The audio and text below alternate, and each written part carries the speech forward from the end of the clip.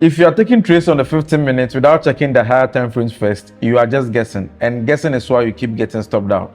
Top-down analysis fixes that. In this video, I'll walk you through my complete top-down analysis strategy, then show you exactly how it works on the chart. And if you stay to the end of this video, I'll show you my exact entry method that I use for day trading. Hey guys, welcome back once again. If you're new here, I'm Luther, and this is Luther King Insights. Here we break down market strategies, trading systems, and tools that actually make money in the Forex market, stocks, and beyond. If you're serious about financial growth, hit the subscribe button and let's get started. In order for me to explain top-down analysis effectively to you guys, I want to take you guys through a setup that we took this week on USD/JPY, and by the time you are done going through the setup, you will understand the thought process and the kind of things you would like to see whenever you are analyzing any new pair when it comes to top-down analysis. There are lots of time frame that is available to you when it comes on TradingView, but the main ones that I pay attention to when it comes to top-down analysis is the monthly time frame, the weekly time frame, the daily time frame, the 4-hour, 1 hour, and the 30 minutes.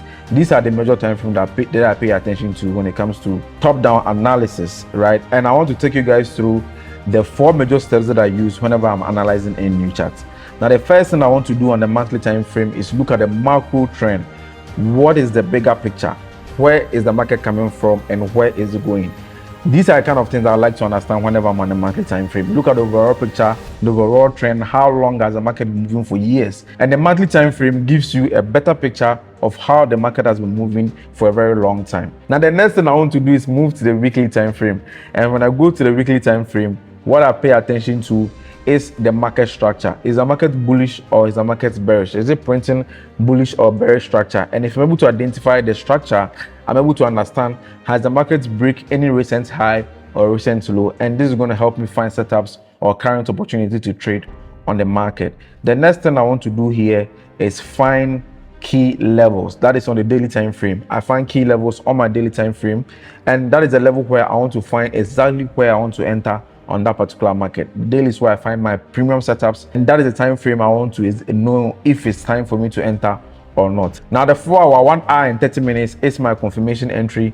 That is the time frame that I want to pull the trigger on. Usually when I'm swing trading, I take my entry strictly on the 4-hour time frame. When I'm day trading, I take my entry on the 1 hour and the 30 minute, right? So these are the 4 major steps that I go through whenever I'm analyzing or breaking any new chart that I'm looking at. These are the 4 steps that I go through.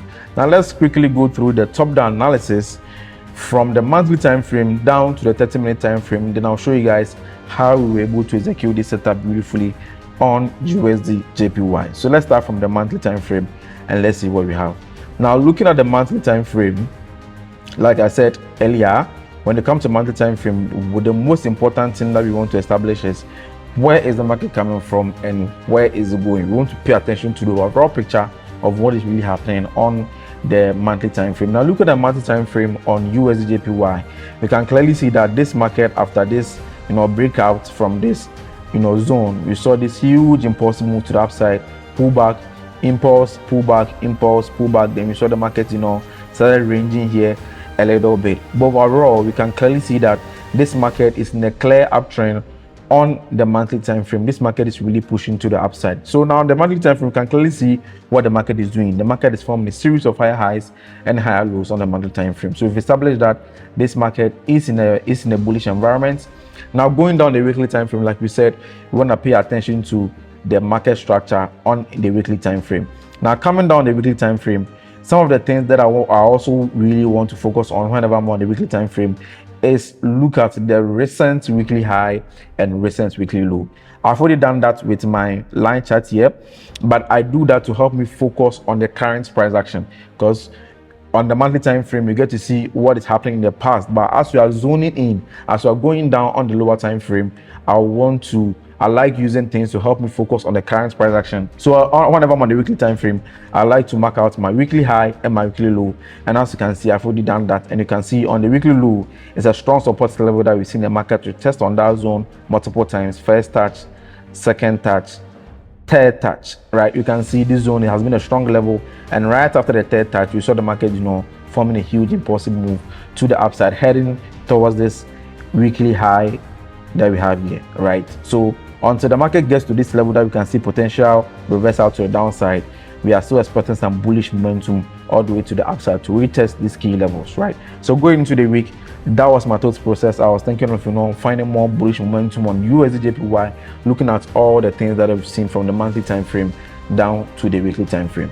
Now let's see what we also have on the daily time frame. And as you can clearly see, this market has been in an uptrend for some time now on the daily time frame. I can easily start marking my structure level.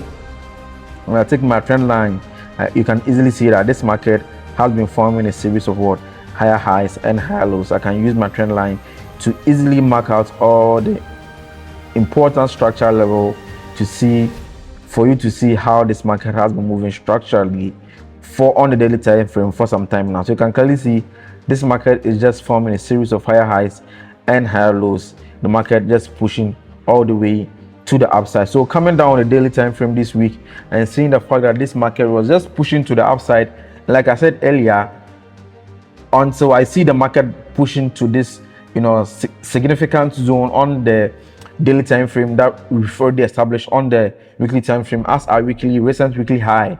Until the market get there, I was expecting more momentum to the upside. And looking at things like the commitment of traders report, I had a fair idea that this week I could expect more bullish momentum. So fundamentally, I also knew that there were going to be more push to the upside, right? Coming down on the 4-hour time frame, I was looking for a way to enter because, like I said, we've already established from our Monday time frame that this market has been in an uptrend. So coming on the lower time frame, I wasn't going to look to sell this market. I was looking for only buy opportunities because coming down from the monthly time frame down to the 4-hour time frame, we've seen some sort of alignment that this market has been in a bullish environment. There's a saying in the industry that goes like, the trend is always your friend, right? So understanding this and seeing this pattern plays out, or seeing this situation play out from the monthly time frame to the 4-hour, I knew that I just had to align myself with the overall trend. So looking at the 4-hour time frame, we can clearly see that this market has been in an uptrend. This market just broke above this recent high here that we could expect market just to pull back to this zone, and we can expect more momentum to the upside. So seeing this, I was like, you know what, let me just zoom to my 1-hour time frame and let me just capitalize, look for how I can enter this trade. So coming down the 1-hour time frame, someone might be asking, hey Luther, what is these things on the chart? What are these lines and that you are doing on the chart? Now this is the volume profile indicator, and this shows me where the majority of volume will place in a given time period. If you haven't watched my volume profile video, I'll place a link right at the top here somewhere. You can watch the video, a detailed video where I took you guys through how to use volume profile and how to plot it on the chart like I have it on mine right here. Now looking at my volume profile and coming down on 1-hour time frame and understanding that this market has been in an uptrend for some time now, the only thing I was looking at when I coming down on the 1-hour time frame was, how can I enter this trade, right? So looking at my volume profile, this was on Monday. Looking at the volume profile, you can see that the red line shows you the point of control, and that is where majority of transactions were placed in that daily trading period, right? So you can see on this daily trading period, we saw a huge transaction coming in right where we have our point of control. And the day that followed, that was on Tuesday, we saw at the same level, we saw a huge transaction coming in right at the same level. So it was on Wednesday, and seeing that the market has been in an uptrend from the monthly time frame down to 1 hour, I was only looking at buying on USDJPY.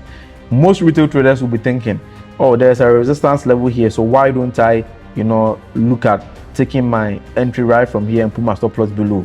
Now the issue with this kind of entry is that it's not really supported. It's not really a strong level. Even though you have a level there, it's not really a strong level. That is why I love the volume profile so much, because the volume profile shows you where the real support and resistance level are, where the real orders are being placed, and these are the level that I like taking my entry at. And that is why I don't consider this first level, and that is why I like using the volume profile a lot. So looking at volume profile, this is the level where we had a lot of orders coming in. This is a very beautiful setup. So what I did here is I just placed my buy limits right at this level and placed my stop loss just below this level, and I was only looking at gauging around 1:3, right? Not looking for much on this trade. Beautiful. Just place my buy limit here, right?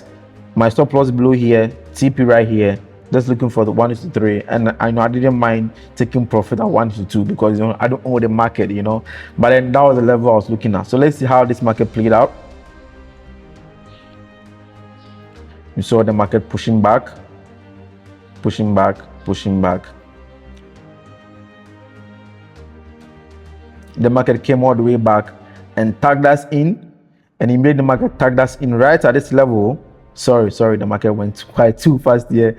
Right at this level, I want to show you the level that I took my profit to break in, right at this level. And I was like, you know what, let me just lock just a fraction on this trade. I brought my stop loss right into entry just to protect the trade. So whatever happens, I'm not going to be emotional on that trade, and let's see what happens. I'm sure you guys have seen what's happened already right from there. So this huge impulsive move, boom, all the way to the upside, hitting TP beautifully. And you guys can see how we were able to analyze this chart from the monthly time frame all the way down to the 1 hour time frame, and how we're able to use market structure in confluence with volume profile to execute this beautiful trade on the 1 hour time frame. And guys, if you haven't watched my video on volume profile, I'll leave the link right at the desktop corner so you can check it out. Thank you for sticking to the end of this video. If you loved it, hit the subscribe button, and I'll see you in the next one. Peace out.